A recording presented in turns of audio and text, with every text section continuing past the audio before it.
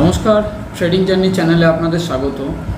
তো আগের দিনের যে কন্টেন্টটা ছিল, মানে আগের উইকেন্ডের যে আরএসআই লেভেলকে নিয়ে কাজ, তো সেই কন্টেন্টেরই এটা সেকেন্ড পার্ট এবং এটাই আমি এক্সপ্লেন করব আরএসআই লেভেল আমি পার্সোনালি কিভাবে কাজ করি মার্কেটে আরএসআইকে দেখে, এবং সেই স্টকের মধ্যে মানে সেই টাইমটা নির্ধারিত করি যে এই টাইমের মধ্যে আমি এখান থেকে একটা প্রফিট বুকিং করে আসতে পারবো মার্কেট থেকে। কিংবা দেখুন, মার্কেট অনিশ্চয়তার মার্কেট সম্পর্কে কি বলুন তো, একটা ধারণা আপনাকে মনের মধ্যে নিয়ে রাখতে হবে যে আপনি যে কোম্পানি স্টকের মধ্যে যাচ্ছেন, অবশ্যই আমি এ ক্যাটাগরি স্টকের মধ্যে কাজ করি, আমি জেড ক্যাটাগরি স্টকের মধ্যে কাজ করি না। কারণটাও আমি এই ভিডিওর মধ্যে আপনাদের সামনে এক্সপ্লেন করব কি কারণে আমি এ ক্যাটাগরির স্টকের মধ্যে কাজ করি।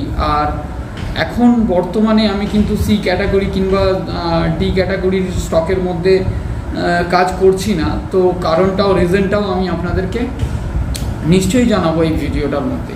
তো দেখুন, নর্মালি আরএসআই যদি আমরা দেখি, আরএসআই লেভেল আমরা জানি কি 50 হচ্ছে নিউট্রাল পয়েন্ট, 0 থেকে 100 অবধি আরএসআই থাকে। তো 100-এর মধ্যে ধরে নিন আরএসআই আমরা নর্মালি কাজ করি কি 70-র ওপরে যখন আরএসআই যায় সেটাকে নর্মালি মার্কেটের ভাষায় বলে ওভারবোট জোনের দিকে যাচ্ছে। ওভারবোট জোন বলে না, কিন্তু ওভারবোট জোনের দিকে যাচ্ছে কিন্তু আরএসআই। তো 75 আরএসআই কিন্তু থাকলে একটা মার্কেটের মধ্যে মানুষের মনের মধ্যে যে প্রফিট বুকিং হওয়ার আতঙ্ক কিন্তু মার্কেটের মধ্যে চলে আসে, এবং আরএসআই লেভেল যখনই দেখে কোনো ট্রেডার যে 75-এর আরএসআই আছে, ওখানে কিন্তু চট করে এন্ট্রি করতে চায় না, যেহেতু 75-এর আরএসআই আছে। আমি এই ভিডিওটার মধ্যে পার্টিকুলার আরএসআইকে নিয়েই কথা বলছি আপনাদের সঙ্গে, কারণ আরএসআই এর ম্যাটারটা ক্লিয়ার করার পরে তার পরের সপ্তাহেতে যেই আমাদের কন্টেন্ট ভিডিওটা হবে সেটা হচ্ছে ভলিউমকে নিয়ে ভিডিও হবে। ভলিউমের ওপর আমরা কিভাবে মানে ভলিউমকে দেখি আর কি। তো দেখুন, আরএসআই 70-র ওপরে 75-এর ওপরে যখনই চলে যায় অনেকে ওখানে বাইং ইনিশিয়েট করতে চায় না। তো আমার কনসেপ্টটা আমি এই ভিডিওর মধ্যে ক্লিয়ার করব। আর এদিকে যদি আপনি দেখেন, তো নিচের দিকে যদি দেখেন তাহলে বলে 30-র নিচে মানে ওভারসোল্ড জোন, ঠিক আছে। আর 75-এর উপরে যাওয়া মানে ওভারবোট জোন ধরে নেয়। ক্লাউড জোনটা আবার আলাদা আছে, এরও একটা মানে একটা সংখ্যা আছে, সেই সংখ্যার ওপরে যদি উঠে যায় তাহলে সেটাকে আমরা ক্লাউড জোন বলি। তো দেখুন, আমার মানে আমি যেভাবে যেই স্ট্র্যাটেজিতে কাজ করি, আমি কিভাবে কাজ করি। ধরুন আমি আমার কাছে একটা ক্যাপিটাল আছে, সুইং ট্রেডিংয়ের ক্ষেত্রে আমি বলছি, এটা অপশনের ক্ষেত্রে ম্যাটারটা নয়, এটা কার্যকরও হয় না। তো সুইং ট্রেডিংয়ের ক্ষেত্রে আমার কাছে একটা ক্যাপিটাল ধরুন সামথিং আমি 50,000-এর কথা বলছি, যে একটা স্টকে ইনভেস্ট করার মতন আমার কাছে 50,000 টাকা আছে। তো 50,000 টাকা আমি যদি দেখি কিভাবে অনেক ভাগ করে নিতে হয়। তো আপনি মনে করছেন যে একটা স্টকে আপনি 50,000 রুপিস ইনভেস্ট করবেন কিংবা 50,000 নিয়ে সেখানে সুইং করে কাজ করবেন। তো সেই কনসেপ্টটা নিয়েই বলছি। ধরুন 50,000 টাকা আমার কাছে আছে, আমি কি করি, যদি দেখি সেই স্টকটা ফান্ডামেন্টালি আগে আমাকে দেখতে হবে। যেহেতু আমি সুইং করি মানে কিন্তু আমি স্টকের ভেতরে টিকে থেকে সুইং করি, মানে সুইংয়ের ক্ষেত্রে একটা জিনিস আপনাকে মাথায় রাখতে হবে যে সুইং কিন্তু আপনাকে একদিনে পয়সা দেবে বা 10 দিনে পয়সা দেবে এরকম কোনো ক্যালকুলেট নয়।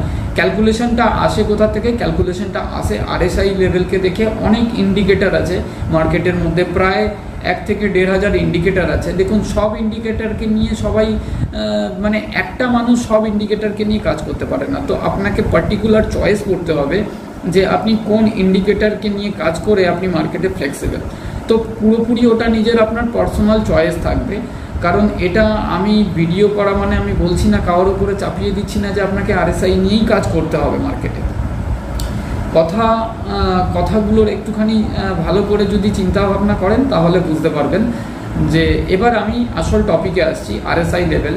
আমি যদি দেখি 60-র ওপরে যখন আরএসআই আছে একটা স্টকের, তার মধ্যে আমি ক্যালকুলেট করে নিই যে না, এই খুব কম সময়ের মধ্যে আমাকে একটা প্রফিট দিতে পারে, 75 থেকে 80 অবধি যাওয়ার মতন সিচুয়েশান কিন্তু রাখতে পারে। তো আমি যখন 60-র ওপরে যখন RSI এ কোনো স্টক, কোনো ভালো, আমি কোনো স্টক স্পেসিফিক কথা বলছি না, আমি ভালো ফান্ডামেন্টাল কোম্পানি যার মধ্যে তার নিউজ ভালো আছে এবং এগুলো আমি খেয়াল করি যে স্টকটার কোনো নিউজ আছে নাকি। প্রথম বিষয়ে এই জিনিসগুলো খেয়াল করি যে স্টকটা গুড নিউজ আছে না ব্যাড নিউজ আছে। দেখুন, ব্যাড নিউজেও কিন্তু একটা স্টককে নিয়ে কাজ করা যায় যদি ফান্ডামেন্টালি ভালো থাকে এবং তার রেভিনিউ ভালো থাকে, তার প্রফিট ইয়ারলি কোয়ার্টারলি ভালো থাকে। রেভিনিউ ইয়ারলি কোয়ার্টারলি যদি ভালো থাকে তাহলে কিন্তু কাজ করা যায়। এবার দেখুন, মার্কেটে আপনি যে সুইং করতে আসছেন, সুইং ব্যাপারটা, কনসেপ্টটা ক্লিয়ার করি। সুইং মানে এই নয় যে আপনি আজকে কিনলেন আর কালকে বিক্রি করে দিলেন, মানে BTST যেটাকে বলে বাই টুডে সেল টুমরো ব্যাপার, এই কনসেপ্টটা কিন্তু পুরোপুরি আলাদা সুইংয়ের ক্ষেত্রে। তো সুইং জিনিসটা আপনার কাছে একদিনও টাইম নিতে পারে, 10 দিনও টাইম নিতে পারে, আবার 30 দিনও টাইম নিতে পারে। তো আমরা কি করি সুইংয়ের ক্ষেত্রে, বিশেষ করে আমি কতদিন স্টকটাতে টাইম দিচ্ছি সেই টাইম অনুযায়ী আমরা ওখান থেকে প্রফিট রেশিওটাকে, পার্সেন্টেজটাকে মানে ক্যালকুলেশন করে বার করি যে আমি 50,000 আমি এই স্টকটার মধ্যে ইনভেস্ট করছি। তো 50,000 ইনভেস্ট করা মানে আমি এর পেছনে যদি 10 দিন টাইম দিই তাহলে আমার কত পার্সেন্ট হলে আমার পুষিয়ে যাবে। আসল ব্যাপার হচ্ছে এটা, আপনাকে নিজে ক্যালকুলেট করতে হবে যে আপনি কত পার্সেন্ট প্রফিট এক্সপেক্ট করছেন এই কোম্পানির কাছ থেকে।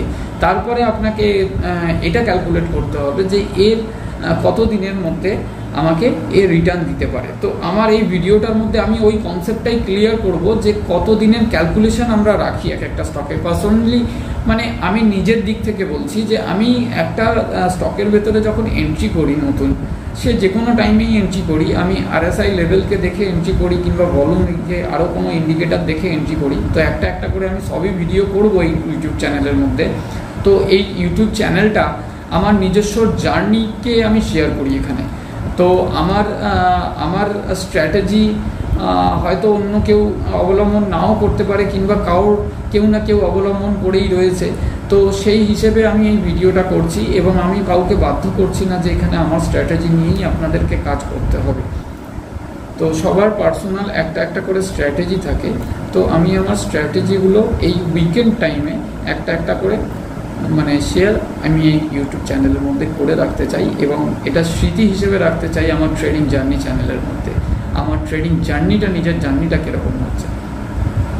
তো RSI যখন 60-র ওপরে থাকে তো খুব প্রবাবিলিটি থাকে স্টকের মধ্যে যে সেই RSI 60 লেভেল থেকে কিন্তু 75, 80 সব মানে 80 পর্যন্ত যাওয়ার মতন প্রবাবিলিটি থাকে। তো সব ক্ষেত্রে সমান নয়, মার্কেটের নিউজের উপরেও অনেক কিছু ডিপেন্ড করে। ধরুন একটা স্টক পুরো বুলিশ ফর্মে যাচ্ছে, মানে ওপর দিকে উঠছে, খুব সুন্দর বায়ার সেলার্স একদম ভালো মতন আছে, ব্যবসা কাজ কারবার সব কিছু ভালো আছে, RSI ভালো আছে, চার্ট প্যাটার্নও খুব ভালো আছে। বাট একটা মার্কেটে নতুন কোনো একটা ব্যাড নিউজ চলে এলো মার্কেটের মধ্যে, তাহলে কিন্তু সেখান থেকে সেই স্টকটাও কিন্তু ভেঙে নিচের দিকে আসতে বাধ্য। মার্কেটের সেন্টিমেন্ট আপনাকে বুঝতে হবে। মার্কেট মানে সেন্টিমেন্ট মানে মার্কেট নিউজ কিছু আছে নাকি সেই হিসেবে আপনাকে কিন্তু এন্ট্রি করতে হবে। আর একটা জিনিস আমি বলে রাখি, এই মার্কেটে যারা নতুন আসছেন, মার্কেট কিন্তু ঝুঁকিপূর্ণ এবং মার্কেটে ঝুঁকি আছে বলেই কিন্তু রিটার্নটা বেশি আছে মার্কেটে। তো পার্সোনালি আমি এটাই বলবো যে এই মার্কেটের মধ্যে যদি টিকে থেকে কেউ কাজ করে তাহলে সঠিকভাবে যদি কাজ করে, শিখে কাজ করে আর একটু বুঝে কাজ করে, তাহলে কিন্তু এই মার্কেট তাকে হতাশ হয়ে ফিরতে দেবে না। তো RSI 60-র উপরে যখনই যায় তখন আমি সেই স্টকটাকে ধরুন একটা পিক করলাম। তো পিক করলেও আমি কি পার্সেন্টেজে পিক করব? ধরুন আমার একটা স্টকের পেছনে 50,000 ইনভেস্ট করার মনের ইচ্ছে আছে যে আমি এই স্টকটাকে 50,000 টাকা নিয়ে আমি কাজ করতে পারবো এই কোম্পানির সাথে। কোম্পানির ওয়েট অনুযায়ী দেখুন আমরা ক্যালকুলেট করি আমাদের ক্যাপিটাল, তো ক্যাটাগরি অনুযায়ী ক্যালকুলেট করি। তো আরেকটা বিষয় আমি বলে রাখি, যখন যার টাইম হয় তখন সে পয়সা দেয়। আজকে লার্জ ক্যাপ পয়সা দিচ্ছে, তো আগে মিড ক্যাপও কিন্তু আমাদেরকে পয়সা দিয়ে গেছে। তো আপনাকে মার্কেটের ট্রেন্ড কিন্তু ধরতে হবে, মার্কেটের ট্রেন্ড কিন্তু আপনাকে বুঝতে হবে যে কখন কোন ক্যাপ আপনাকে মার্কেটে চলছে। তো এখন নর্মালি লার্জ ক্যাপ চলছে বলে লার্জ ক্যাপের মধ্যে আছে, যখন মিড ক্যাপ চলবে ভালো তখন মিড ক্যাপের মধ্যে থাকবো। যেদিন যে মোমেন্টাম দেবে সেদিন সেই অনুযায়ী আপনাকে মার্কেটের মধ্যে ডাইভার্সিভ হতে হবে, মানে গিরগিটির মতন রং চেঞ্জ করতে হবে। যদি গিরগিটির মতন রং চেঞ্জ করতে পারেন তবেই মার্কেটে টিকতে পারবেন, আদারওয়াইজ কিন্তু মার্কেটে টিকতে পারবেন না। শুধু একটা জিনিস, এই গিরগিটির রং কিভাবে চেঞ্জ করে সেটার খবর রাখার জন্য নিউজ চ্যানেল আমাদের ভারতবর্ষে ভালো মতন আছে, ভালো ভালো নিউজ চ্যানেল আছে, তাদেরকে ফলো করতে পারেন। সেই নিউজ চ্যানেলগুলোকে ফলো করলে মার্কেট কী পর্যায়ে যাচ্ছে, কীভাবে এগোচ্ছে, সেই হিসেবেও আপনি অনেকটা ক্যালকুলেশন করাটা আপনার কাছে অনেকটা সহজ হয়ে যাবে। তো প্রাথমিক জিনিসগুলো হচ্ছে এইগুলো। প্রাথমিক জিনিসগুলোর মধ্যে যদি আপনি দেখেন যে প্রাথমিক জিনিসগুলোর মধ্যেও কিন্তু এগুলো আপনাকে পড়ে, এগুলো করলে কিন্তু আপনার মার্কেটে কাজ করাটা অনেক ইজি হয়ে যাবে। ধরুন আমি কথার কথা বলছি, ধরুন আমি রিলায়েন্সের একটা ভালো নিউজ চলে এলো, কোনো একটা ভালো কোম্পানিকে রিলায়েন্স হায়ার করছে, কিনছে, কিংবা কোনো একটা ভালো কোম্পানির সাথে ভালো ভালো মানে ফান্ড হাউসের সাথে রিলায়েন্সের মার্জ হচ্ছে কিংবা ব্যবসা হচ্ছে, তাহলে রিলায়েন্স অবভিয়াসলি ওপরে উঠবে। তো রিলায়েন্সকে নিয়ে সেদিনকে আমরা মোমেন্টামে কাজ করতে পারি। এই জিনিসটা আপনাকে কিন্তু মার্কেটের মধ্যে খেয়াল রাখতে হবে সুইং ট্রেডিং বেসিক্যালি করতে গেলে। যারা অপশন করেন তাদের ব্যাপারটা আলাদা, কিন্তু যারা সুইং করেন তাদের জন্য ইন্ডেক্সের দিকটাও খেয়াল রাখতে হবে, এবং যেই স্টকে সুইং করতে যাচ্ছেন সেই স্টককে তো অবশ্যই আপনাকে খেয়াল রাখতে হবে। ভিডিওটা অনেক বড় হবে, তো ভিডিওটা পুরোটা দেখবেন। যদি ভালো লাগে অবশ্যই একটা লাইক করে কমেন্ট করে দেবেন যে ভিডিওটা কেমন লেগেছে। আর যদি খারাপ লাগে তাহলে ডিসলাইক বাটন আছে, অসুবিধা নেই, ডিসলাইকও করতে পারেন। আমি সেটাও আপনাদের কাছ থেকে মানে আশা করেই রাখি, ঠিক আছে, যে আমাকে কেউ যদি ডিসলাইকও করে সেটাও আমার কিন্তু প্রাপ্য।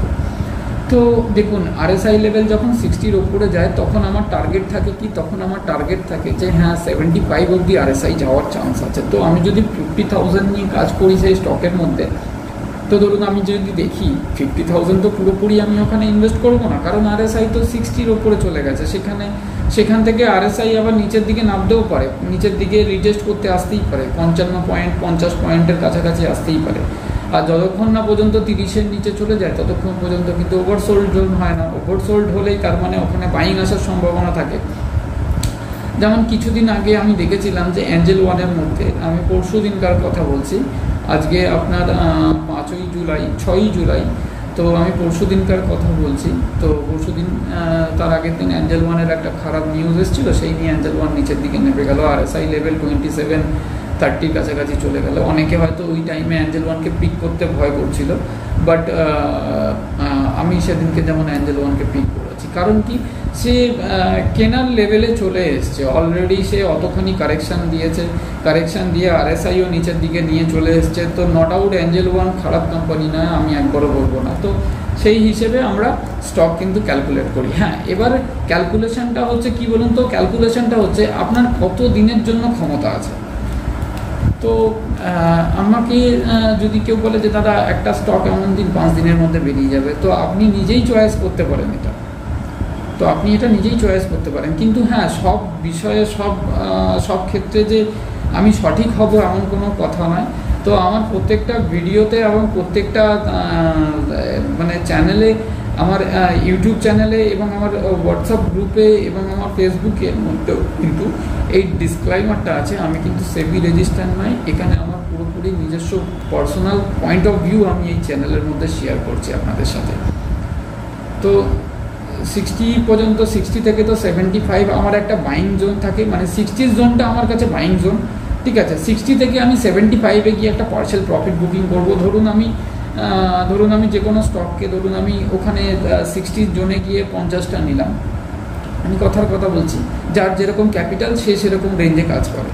ধরুন আমি কোনো স্টককে 60 লেভেলে গিয়ে আমি সেই স্টকটার মধ্যে 100টা স্টক নিয়ে কাজ করব। তো সেখানে আমি 50% নিলাম 60 লেভেলে। কারণ কেন নিলাম 60 লেভেলে?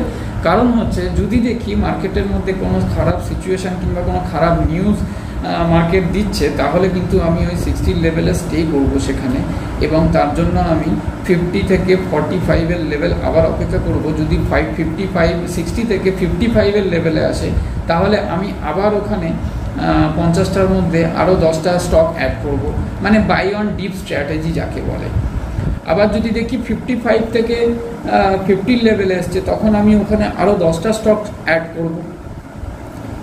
অবভিয়াসলি ক্যাপিটালটা ক্যালকুলেট করে নেবেন, কিন্তু ক্যাপিটাল ক্যালকুলেশন কিন্তু খুবই জরুরি এই বিষয়ে। কারণ হচ্ছে একটা স্টকের মধ্যে নাও যদি ক্যালকুলেশন করে নেবেন, তবে কিন্তু আপনার অনেকগুলো টাকা একটা স্টকের মধ্যে, একটা কোম্পানির মধ্যে কিন্তু ফেসে যাবে, আর দীর্ঘ সময়ের জন্যও কিন্তু ফেসে যাওয়ার চান্স থাকবে, যেটা হয়তো হতে পারে 1 মাসও হতে পারে, 2 মাসও হতে পারে, আবার 1 বছরও হতে পারে। তো সুইং ট্রেডিং যারাই করেন তারা এই জিনিসগুলোকে খেয়াল রাখবেন। দেখুন, সুইং মানে এই না যে আপনি একটা ভালো কোম্পানিতে ইনভেস্ট করলেন, সেখানে গিয়ে স্টকটা একটা বাজে নিউজ কিংবা মার্কেটের কোনো খারাপ নিউজ এলো বলে স্টকটা নিচের দিকে নেমে গেল, আপনি খেয়াল করলেন না। যদি স্টপ লস লাগিয়ে রেখে দেন তাহলে অবভিয়াসলি গুড, তার জন্য কোনো ব্যাপার নয়। যদি স্টপ লস মেনশন করে না রাখেন, যদি অনেকেরই আছে আমাদের মধ্যে, যেমন আমি নিজে যেমন মার্কেটের সামনে বসে থাকি, যতক্ষণ মার্কেট চালু থাকে ততক্ষণ আমি মার্কেটকে ওয়াচ করি। আর যারা মার্কেটের সামনে বসে থাকতে পারেন না কন্টিনিউ, যারা মানে মার্কেটকে নিয়ে কন্টিনিউ দেখতে পারেন না, ওয়াচ করতে পারেন না, তাদের অবশ্যই আমি বলবো যে স্টপ লস মেনশন করে কাজ করা কিন্তু খুবই ভালো। আর যারা বিশেষ করে লং টার্মের জন্য সুইং ট্রেডিং করা মানে আরেকটা ভিউ আপনাকে রাখতে হবে যে স্টক কিন্তু আপনার কাছে টাইম নেবে। এই নয় যে আপনি একদিনেও পেয়ে যেতে পারেন, আবার 1 মাসেও পেয়ে যেতে পারেন। টাইম ক্যালকুলেটটা আপনাকেই করতে হবে। এবার টাইম ক্যালকুলেশনটা কীরকমভাবে করি, আমি ধরুন 60-র ওপরে যদি কিনি তাহলে 75 অবধি অতি আসানি চলে যাবে। এখানে সবাই জানে মার্কেট যদি 7 দেয় তো স্টক অনায়াসে ওখানে পর্যন্ত চলে যাবে। ওখানে যদি আমি ধরুন 60 লেভেলে যদি 50টা স্টক কিনি, আমি 75-এর লেভেলে ওখানে আমি 50% কি 70% আমি বুক করে নেবো স্টককে। 75-এর লেভেল গেলে আমি 70% স্টককে আমি বুক করে দিলাম। যেহেতু আমি swing trader, short term profit gain করি, তো শর্ট টার্ম প্রফিট গেনের ক্ষেত্রে আর একটা কথা বলে রাখি, ফাইন্যান্সিয়াল ইয়ার একটা বছরের মধ্যে যদি আপনার শর্ট টার্ম গেম কিন্তু 1 লাখ টাকার ওপরে আসে, তো অবশ্যই আইটি ফাইলও করে নেবেন। এই জিনিসটাও কিন্তু মাথায় রাখবেন। আর আরেকটা ব্যাপার হচ্ছে, যখন দেখবো আমি 75 থেকে, আমি তো 70% স্টক বুক করেছি 75-এ, তো এমনও হয় স্টকের মধ্যে মোমেন্টাম পাওয়া যায় 75 থেকে 85 এবং 95 অবধি যাওয়ার মতন প্রবাবিলিটিও কিন্তু স্টকের মধ্যে থাকে। যেমন আমি যদি এক্সাম্পল দিই তাহলে হচ্ছে হিন্দুস্তান অ্যারোনটিক্স লিমিটেডকে আপনারা কিছুদিন ধরেই নিশ্চয়ই দেখছিলেন যে স্টক কিভাবে ওপর দিকে উঠছিল। তো সেই হিসেব করে যদি দেখি তাহলে আমি কি করি, 75 থেকে আমি ওই 30% স্টককে ক্যারি করব, এবং 30% স্টককে ক্যারি করে আমি কি করব, আবার যখন দেখব যে 85 থেকে 90 জোনে গেছে, যখন মানে ক্লাউড জোনে ঢোকার টাইম হয়ে গেছে, তখন কিন্তু আমি সেখান থেকে আবার 50% প্রফিট বুক করব। তো ব্যাপারটা নিশ্চয়ই আশা করছি বোঝা গেল।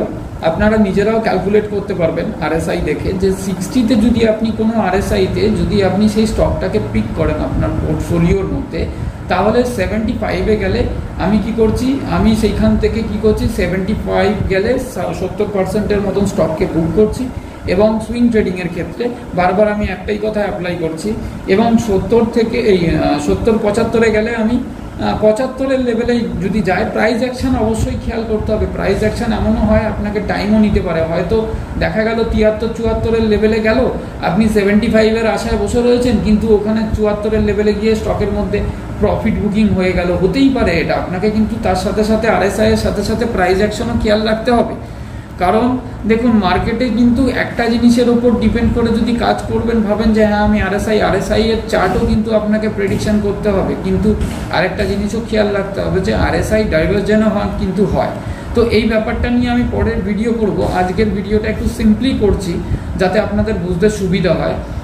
আর যদি দেখি 75-এ তো আমি 70% বুক করেছিলাম, তারপরেও স্টক কিন্তু র্যালি নিচ্ছে, অনেক স্টক র্যালি নেয়। তো 85-90-র ঘরে গেলে কিন্তু আবার যে আমার কাছে 30% ছিল, যেই স্টকটা আমার কাছে ব্যালেন্স ছিল, সেই স্টক থেকে আমি কিন্তু আবার 50%, মানে ধরুন 50টা স্টক আমি 60-এর লেভেলে ধরেছিলাম, সেখান থেকে আমি 50% কি 70% বুক করেছিলাম। মানে আপনি ধরুন 50 × 70%, মানে ধরুন 35টা স্টক আমি ওখানে বুক করেছিলাম 70%, বাকি হাতে ছিল আমার 15টা স্টক।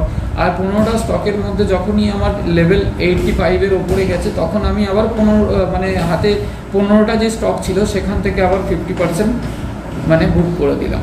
তো আমার কত পার্সেন্ট বুক হলো হিসেব মতন আপনারা ক্যালকুলেট করে নেবেন যে আপনি কত পার্সেন্ট প্রফিট বুক করলেন। হ্যাঁ, আরেকটা ব্যাপার আপনাকে খেয়াল রাখতে হবে, সেটা হচ্ছে আপনি যতবার সেল করবেন ততবার কিন্তু আপনার কাছে ডিপি চার্জেস নেবে এবং ব্রোকারেজ নেবে। যারা যারা ব্রোকারেজের যার যেরকম ব্রোকারেজ আছে সেরকম ব্রোকারেজ কিন্তু নেবে। তো এই জিনিসগুলো খেয়াল করতে হবে আপনাকে ব্যবসার মধ্যে থাকতে গেলে, যে আপনি কস্টিংটা আপনাকে কিন্তু ক্যালকুলেট করতে হবে। যার কারণে আমি প্রত্যেকজন মানুষ যারা যারা আমাদের সাথে জুড়ে রয়েছেন, আমাদের বন্ধুরা এবং আমার দিদিরা দাদারা, তাদেরকে আমি প্রত্যেকজনকেই অনুরোধ করেছি যে যেন খাতা মেনটেন করে। ব্যবসায় যখনই আপনি আসছেন তখন কিন্তু খাতা মেনটেন করাটা খুবই জরুরি আছে আপনার কাছে। তো ঘটনা হচ্ছে দেখুন, তো এবার আমি ওখানে কি করলাম, আমি ওখানে 95 জোন, যখন 90 জোনে গেছে তখন আমি আরও 50% বুক করে স্টকটা আমার কাছে বেঁচে রইল 7খানা।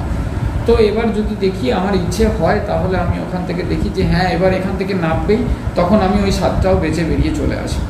সুইং ট্রেডিংয়ের এটা আমার স্ট্র্যাটেজি।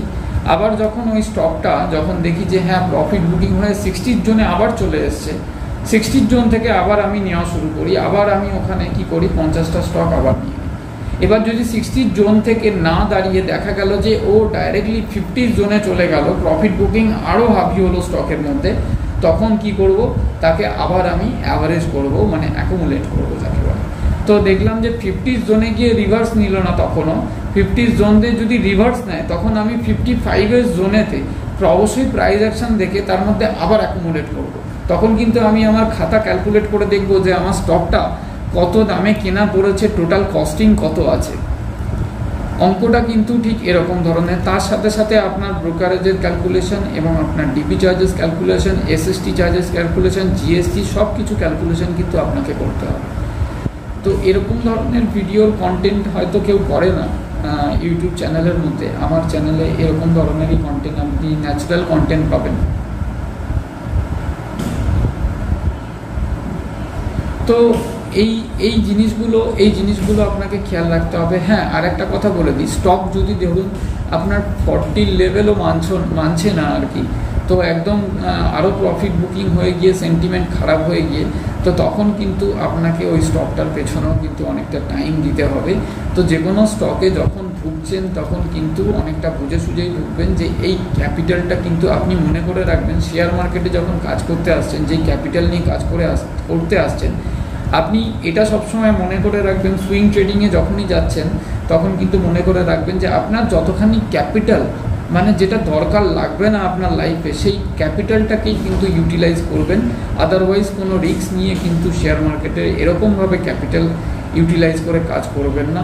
যদি আপনার আলাদা সোর্স অফ ইনকাম থাকে তবে গিয়ে কিন্তু শেয়ার মার্কেট আপনার জন্য, তাহলে কিন্তু আপনি টিকে থাকতে পারবেন। আদার যদি সোর্স অফ ইনকাম না থাকে, যদি আপনি ভাবেন যে হ্যাঁ প্রফেশনালি করবেন, তাহলে কিন্তু আপনাকে বড় কোনো ইনস্টিটিউট লেভেলে কিংবা সেবি রেজিস্টার যারা মানে সেবি রেজিস্টার অথরাইজার আছে তাদের সঙ্গে কিন্তু যোগাযোগ করতে হবে। অবশ্যই আপনাকে ফাইন্যান্সিয়াল মানে যারা অ্যাডভাইস করে তাদের অ্যাডভাইস কিন্তু পালন করতে হবে।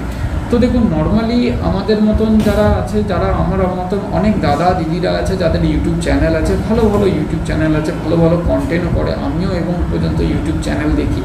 তো দেখুন, আমাদের ইউটিউব চ্যানেলে একটাই জিনিস সবথেকে বেশি ব্যাপার, একটা জিনিস আমি ফলো করেছি, কোনো ইউটিউবার কিন্তু কোনো খারাপ জিনিস, কোনো খারাপ কন্টেন্ট মার্কেটের মধ্যে, কোনো খারাপ বুদ্ধি মানুষকে কিন্তু দিতে চায় না। তো সেম সিচুয়েশান আমারও। আমি কিন্তু আপনাকে আগেই মানে ইয়ে করছি যে মার্কেটে কিন্তু ঝুঁকি আছে। আপনি যেই ঝুঁকিটা নিতে পারবেন মার্কেটে, তবেই কিন্তু মার্কেটের মধ্যে আসুন, আদারওয়াইজ কিন্তু মার্কেটের মধ্যে আসবেন। তো আশা করি আরএসআই এর কনসেপ্টটা বোঝা গেল। 60-র ওপরে যদি বাইং করি তাহলে আমার একটু কম টাইম লাগবে ওই স্টক থেকে প্রফিট বুকিং করতে, কিন্তু হ্যাঁ 30 জোনে যদি বাইং করি তাহলে আমাকে একটু বেশি সময় দিতে হবে স্টকের ভেতরে, মানে ওই স্টকটা নিয়ে আমি অনেক দিন ধরে সুইং করতে পারবো আর কি। এখানে দেখুন 30 জোন থেকে একবারে তো আর 70-এর জোন যাবে না, কি 80 জোন যাবে না, 30 থেকে 40 যাবে, 40 থেকে আবার 35 রিটেস্ট করতে আসবে। এই 5 পয়েন্টের যে রিফ্লেকশনটা, এই 5 পয়েন্টের যে গ্যাপটা, এখানে কিন্তু আপনাকে সুইং করে ইনকাম করতে হবে। এটাকেই এক্স্যাক্ট সুইং ট্রেডিং বলে। তো আপনি যখন দেখছেন যে আজকে একটা স্টক এটা আপনার 30 লেভেলে আপনি পাচ্ছেন কি 25-এর লেভেলে, মানে RSI জোনে পাচ্ছেন, তার মানে কি আপনি ওই স্টকটার ভেতরে কিন্তু অনেক দিন কিন্তু সুইং ট্রেডিং করে কাজ করতে পারবেন। মানে ও তো 80-90-এর লেভেল যেতে যেতে অনেকটা টাইম দেবে আপনাকে। তো আমি কেন বেকার অন্য কোম্পানিতে যেতে যাব? আর একটা কোম্পানিকে নিয়ে যখনই আমি কাজ করব তখন কি হবে, তখন আমার সেই কোম্পানির মধ্যে কি হবে, সেই কোম্পানিকে নিয়ে পড়াশোনা বাড়বে, সেই কোম্পানির নিউজ প্রেডিকশন করতে পারবো, সেই কোম্পানির চার্ট অ্যানালাইজ করব এবং সেই কোম্পানির সব কিছু নিউজ আপডেট আমি পাবো। অবশ্যই আপনার যদি নিউজ চ্যানেল যদি মানে করা থাকে, সাবস্ক্রাইব করা থাকে, তাহলে তো ওয়েল অ্যান্ড গুড। আর না হলে বিভিন্ন ধরনের ইউটিউব চ্যানেল আছে, আপনি কিন্তু খবর পেতে থাকবেন। অনেক ইউটিউব চ্যানেল আছে, অন মার্কেটেও কিন্তু নিউজ দেয়। তো আপনি এই জিনিসগুলো যখনই ফলো করবেন না, তখন কিন্তু ওই স্টকটার মধ্যে আপনার সেন্টিমেন্ট একটা কাজ করবে, মানে ভেতরের সেন্টিমেন্ট আপনার, এই দেখুন সেন্টিমেন্টও কিন্তু মার্কেটের মধ্যে অনেক ভালো কাজ করে। অনেকের স্ট্র্যাটেজি আছে, আমার নিজস্ব একটা বন্ধুর স্ট্র্যাটেজি আছে, আমার কাছ থেকে মোটামুটি যে জিনিসটা জানা হয়ে গেছে, ও আবার আরেকজনের কাছ থেকে স্ট্র্যাটেজি শিখতে যাচ্ছে, সেন্টিমেন্টের ব্যাপারটা কি জানতে। আমি বললাম, তাকে সাজেস্ট করলাম, হ্যাঁ ওকে ফলো করলে কি হবে, ও সেন্টিমেন্ট নিয়ে কীভাবে কাজ করছে, এটাও কিন্তু একটা স্ট্র্যাটেজি। আমিও কিন্তু সেন্টিমেন্টকে ফলো করি, মার্কেটের সেন্টিমেন্ট, যার কারণে আমি কিছুক্ষণ আগেই আমি এই সেন্টিমেন্টের ব্যাপারটা বললাম, কিভাবে যে মার্কেটের নিউজ ফলো করতে হবে আপনাকে, নিউজ বেস করে কিন্তু সেন্টিমেন্ট হয় মার্কেটে। একটা খারাপ নিউজ এলে তার মানে সেন্টিমেন্ট খারাপ হয়ে গেছে, মার্কেট নিচের দিকে নামবে। আমরা কিন্তু বিশেষ করে মার্কেটের মধ্যে এই জিনিসটা জানি। তো দেখুন, এবার ঘটনা হচ্ছে, যখনই দেখবেন যে আপনি একটা স্টককে, ভালো কোম্পানির স্টককে, যার মুভমেন্টাম আছে, সুইং ট্রেডিং স্টক বার করবো কিভাবে, এই নিয়েও আমি একটা ভিডিও করব। কিন্তু যে যখন আপনি দেখবেন যে স্টকের মধ্যে আমি ভালো মুভমেন্টাম পাচ্ছি, 1 উইকে মুভমেন্টাম ভালো আছে কি 1 মান্থে মুভমেন্টাম ভালো আছে, আপনি নিজেই ক্যালকুলেট করে নিতে পারবেন যে এই স্টকটার মধ্যে আমি কিরকম প্রফিট আর্ন করতে পারবো, এই স্টকটার মধ্যে টিকে থেকে কাজ করা যাবে কি যাবে না। তো যদি আমি 25-এর লেভেলে, আমি যেমন অ্যাঞ্জেল ওয়ানকে আগের দিন পিক করেছি, তো আমি এখানে বলবো না কাউকে পিক করার জন্য, কখনোই বলবো না। কারণ হচ্ছে আমি জানি অ্যাঞ্জেল ওয়ান এখন 27-এ পড়ে রয়েছে, ও 90 অবধি দৌড়তে মাস দুয়েক তো টাইম নেবেই। তো মাস দুয়েক টাইম নেওয়া মানে ধরে নিন স্টকটা যদি আমি 27-30 লেভেলে পিক করি, তাহলে ও তো একবারে আর 90 লেভেলে যাচ্ছে না, ও যাবে হয়তো 40-এর লেভেল যাবে, আবার 35-30 লেভেলকে রিটেস্ট করবে, আবার যাবে 40-এর লেভেলকে, আবার দ্বিতীয়বার রিটেস্ট করবে, আবার আসবে 35-এর লেভেলে, তারপর আবার যাবে এরকমভাবে 45-এর লেভেলে, তারপর আবার হয়তো 30 লেভেলে আসবে। তো এই হিসেবগুলো এই ক্যালকুলেটগুলোই কিন্তু আপনাকে বলে দেবে যে আপনি ওই স্টকটার ভেতরে কত দিন পর্যন্ত আটকে থাকতে পারবেন, কত দিন পর্যন্ত কাজ করতে পারবেন। তো সুইংয়ের ক্ষেত্রে আমি একটা কথা বলি, যারা অপশন করার জন্য অপশন করবো ভাবেন, তো আমি তাদেরকে একটাই বলবো, অপশন তো আপনারা করবেনই, কিন্তু 5 বছর আগে মার্কেটকে টাইম দিন, তারপরেই কিন্তু অপশনে যাওয়া উচিত। আদারওয়াইজ কিন্তু মার্কেটকে নিয়ে ছেলে খেলা করা, অপশনকে নিয়ে ছেলে খেলা করার জিনিস এটা নয়। পুরো ক্যাপিটাল তো গায়েব করে দেবে, তার সাথে সাথে বাড়ি গাড়ি বিক্রি করে দিয়ে ছেড়ে দেবে অপশন। তো আমি আমার নিজের মানে জার্নিটা আপনাদের সাথে আমি বলছি। বড় ট্রেডাররা কিন্তু অনেক ধরনের কাজ করে, তাদের স্ট্র্যাটেজি ভালো আছে, তাদের ক্যাপিটাল ভালো আছে। তো আমাদের মতন সাধারণ ট্রেডারদের ক্ষেত্রে কি হয়, আমরা ওই 10 লাখ টাকার ক্যাপিটাল নিয়ে যদি নাচানাচি করি মার্কেটে, বেশি নাচানাচি করার মতন নয়। অবশ্যই অপশন করতে গেলে আপনাকে শিখে অপশন করতে হবে, কোনো ভালো মাস্টারমশাইয়ের কাছে শিক্ষা নিতে হবে, কোনো ভালো ইনস্টিটিউটের কাছে আপনাকে শিক্ষা নিতে হবে। অপশন আমরাও করি, কিন্তু অবশ্যই আমরা কিন্তু প্রথমে মানে ইনভেস্টে গেছি, ইনভেস্ট থেকে সুইংয়ে গেছি, সুইং থেকে কিন্তু অপশনে গেছি। তো এইরকম আপনাকে কিন্তু ফলো করতে হবে। এক ধাপে আপনাকে অপশনে যাওয়া একদমই মানে ঝুঁকিপূর্ণ হবে আমি বলে মনে করছি। তো এই জিনিসগুলো ফলো রাখাটা খুবই জরুরি। আর সুইং ট্রেডিংয়ের ক্ষেত্রে আমি একটাই কথা বলবো, যে আপনি যদি মনে করেন যে একটা স্টককে নিয়ে ক্যালকুলেশন করেন, RSI-কে দেখেও কিন্তু ক্যালকুলেশন করতে পারেন যে আপনি কতদিন পর্যন্ত ওই স্টকটার মধ্যে টিকে থাকতে পারবেন, ওই স্টকটার মধ্যে কতদিন আপনি কাজ করতে পারবেন। কেননা মোমেন্টাম, দেখুন মোমেন্টাম একবারে কখনো দেবে না যে RSI 30-এর লেভেল থেকে একবারে 80-এর লেভেলে চলে গেল, এরকম মোমেন্টাম কোনো স্টকের মধ্যেই পাবেন না। ভালো ফান্ডামেন্টালি কোম্পানি হলে বারবার সে নিজের লেভেলকে, নিজের সাপোর্টকে রিটেস্ট করেই কিন্তু মার্কেটে উঠবে। রিটেস্ট না করে একবারে উঠে যাওয়া মানে নিশ্চয়ই কোনো একটা ব্যাপার কিন্তু কোম্পানির মধ্যে চলছে, নিশ্চয়ই কোনো একটা গন্ডগোল চলছে, নিশ্চয়ই কোনো একটা সিচুয়েশন খারাপ চলছে কিংবা কোনো নিউজে, তখন আপনাকে নিউজের ওপর ফলো রাখতে হবে যে কী কারণে কোম্পানিটা একবারে মার্কেটে ওপর দিকে উঠে যাচ্ছে, বরাবর উঠে যাচ্ছে। এটাও কিন্তু একটা মানে আশঙ্কার কারণ বলা যেতে পারে। তো যার কারণে যদি স্টপ লস মেনশন করা থাকে তাহলে তো কোনো ব্যাপার নয়। ধরুন আপনার কোনো পোর্টফোলিওতে আপনার স্টক যদি প্রফিটেবল থাকে, আপনি বুঝতে পারছেন যে মার্কেট কারেকশন দিতে পারে, তো আমি কি করব, আমি প্রপার স্টপ লস মেনশন করে কাজ করব যে অতখানি হিট হলে আমি বেরিয়ে আসবো, অতখানি প্রফিট মার্জিন নিয়ে আমি বেরিয়ে এলেও আমার কোনো ব্যাপার নয়। মার্কেটে সেফ সাইডও কিন্তু থাকা যায়। যারা লং টার্মের পোর্টফোলিও করে তাদেরকে অবশ্যই বলবো যে স্টপ লস মানে একটা একটা করে যে পোর্টফোলিও আপনি মেনটেন করছেন, পোর্টফোলিও মেনটেন করাটাও একটা বড় ব্যাপার। তো যারা লং টার্মের পোর্টফোলিও হোল্ড করে থাকেন তাদের জন্য বলবো স্টপ লস কিন্তু প্রপারলি মেনশন করে রাখবেন, যে আপনি স্টপ লসটাকে ট্রিগার করতে থাকবেন। ধরুন আমার স্টকটা 50 টাকায় কেনা আছে, সেই স্টকটা চলে গেছে 100 টাকায়, সেখানে আমি 80 টাকায়, যার যেরকম রেশিও সেরকমভাবে স্টপ লস মেনশন করে রাখলেন।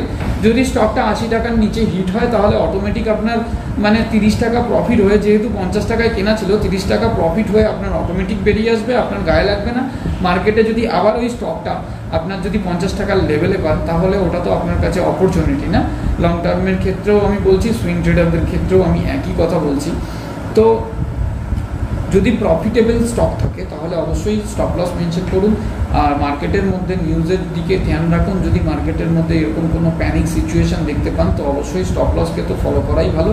তো আমি যদি দেখি যে RSI 30 লেভেল থেকে আমি স্টককে পিক করেছি, 30 লেভেলে গেলে কিন্তু আমার বাইং রেশিওটা বেড়ে যাবে। কারণ হচ্ছে আমি যেহেতু ভেবে রেখেছিলাম 50,000 টাকা আমি স্টকটার মধ্যে ইনভেস্ট করব, তো তখন যদি আমি 30 কি 35 লেভেলেও যদি আমি তাকে পেয়ে যাই ওই স্টকটাকে, তো আমি কি করব, ওখানে কিন্তু আমি 10টা স্টক পিক করব না, ওখানে কিন্তু আমি 20টা স্টক পিক করব। 20টা স্টক পিক করে আমি তাকে পার্টে পার্টে বিক্রি করতে করতে আমি ওপরে উঠবো। আর যদি দেখি যে একটা কি দুটো পার্ট বিক্রি করার পরে স্টক আবার নিচের দিকে এসছে, তো আমি আবার ওটাকে নিজের কাউন্টারে নিয়ে নেব। কারণ হচ্ছে আমি দেখছি যে আমি ধরুন যদি RSI 30 লেভেলে থাকে, সেখানে আমি বাই করলাম ধরুন 100 টাকা পার স্টক বাই করলাম, সেখানে যদি দেখি আমি যে হ্যাঁ সেই স্টকটা 130 টাকা চলে গেছে, আমি সেখানে হয়তো 10% কি 20% স্টক যার যেরকম ক্যালকুলেশন আছে আমি সেটা বিক্রি করলাম। তো 20% বিক্রি করার পরে তারপর দেখলাম যে স্টক আরও নিচের দিকে মানে এবার প্রফিট বুকিং হয়ে আবার সে 30-র দিকে চলে এসছে, তখন আমার যেই 20% স্টকটা বিক্রি করেছি সেই স্টকটা কিন্তু আবার আমি আমার নিজের কাউন্টারে বুকিয়ে নিতে পারবো। তো সিচুয়েশন এরকম ধরনেরই হয়। তো আপনাকে একখানা স্টক পোর্টফোলিওর মধ্যে যে কটা স্টক রাখছেন সে কটা স্টককে আপনাকে ফলো রাখতে হবে, এবং স্টকগুলোকে আপনাকে প্রত্যেকদিন আপনি ইনভেস্ট করছেন। সবাই অনেকেই আমি বলতে শুনেছি যে পোর্টফোলিওতে ইনভেস্ট করে ভুলে যান, পোর্টফোলিও আনইনস্টল করে দিন। একদমই করা উচিত নয়, একদমই করা উচিত নয়। আপনার ইনভেস্টমেন্টকে আপনার ফলো রাখাটাও খুবই জরুরি। আপনার প্রত্যেক দিন একবার করে আপনি সেই স্টকটাকে টাইম দিন, সেই স্টকটার মুভমেন্ট দেখুন, সেই স্টকটাকে নিউজ দেখুন। তো যার কারণে আমি বারবার করে বলি সুইং ট্রেডারদের ক্ষেত্রে যে পোর্টফোলিওতে যদি আপনার কাছে 2 লাখের ক্যাপিটাল থাকে তাহলে আপনি 4টে থেকে 5টা স্টক নিয়ে কাজ করুন, তার মধ্যে ইনভলভ থাকুন। যখন দেখবেন যে আপনার ক্যাপিটাল বেশি হচ্ছে কিংবা আপনার মাইন্ডসেট ভালো হচ্ছে যে হ্যাঁ ওই স্টকটাকে নিয়ে আমি দীর্ঘ 1 বছর ধরে পড়াশোনা করেছি, তো ওই স্টকটার নিউজ হলে আমার কাছে সোর্স আছে, মানে নিউজ চ্যানেল সাবস্ক্রিপশন করে নিলেন, ঠিক আছে, যে এই কোম্পানিকে নিয়ে আমি কাজ করছি, যেহেতু এর সোর্স কোথা দিয়ে পাবো সেটাকে আপনাকে কিন্তু দেখতে হবে। এই ছোট ছোট জিনিসগুলো কিন্তু মার্কেটে আপনাকে ফলো রাখতে হবে। ট্রেডার হতে গেলে কিন্তু অনেক ধৈর্য ধরতে হবে এবং অনেক কিন্তু পড়াশুনো করতে হবে আপনাদেরকে। তো সেই হিসেবেই দেখবেন, তাহলে দেখবেন আপনি বুঝতে পারবেন যে আপনার RSI লেভেল দেখেও কিন্তু আপনি টাইমের ক্যালকুলেশন করতে পারছেন যে কত টাইম অবধি আমি এই কোম্পানির মধ্যে টিকে থেকে কাজ করতে পারবো এবং কত টাইম অবধি আমার এখান থেকে এক্সিট করার পজিশন আমাকে দিয়ে দেবে কোম্পানি। এবার আপনি যদি প্রফিট বুক করে এক্সিট করে নিতে চান সেই কোম্পানি থেকে, আপনি অন্য কোনো ভালো অপরচুনিটি দেখছেন যে না এই কোম্পানিটা ভালো, তাকে নিয়ে পড়াশোনা করে যদি ফ্লেক্সিবল থাকেন তাহলে সেই কোম্পানিতেও আপনি ইনভেস্ট করতে পারেন। দেখুন, ইনভেস্ট করাটা আপনার পুরোপুরি পার্সোনাল ব্যাপার, লস হলেও আপনার, প্রফিট হলেও আপনার। তো সিচুয়েশন এরকম ধরনেরই। আজকের ভিডিওটা অনেক বড় হয়ে গেল। এর পরের ভিডিওর কন্টেন্টটা হবে হচ্ছে RSIকে নিয়ে। কেমন ভিডিওটা হলো একটু জানাবেন কমেন্ট করে, অবশ্যই একটু লাইক করে দেবেন, চ্যানেলকে এগিয়ে নিয়ে যাওয়ার জন্য সহযোগিতা করবেন, আপনারাই আমার ভরসা। আর পরের ভিডিওটা হবে ভলিউমকে নিয়ে। আজকের জন্য শুভরাত্রি, 2 দিন ছুটি আছে, ভালো করে ছুটি কাটান, enjoy your day. Thank you.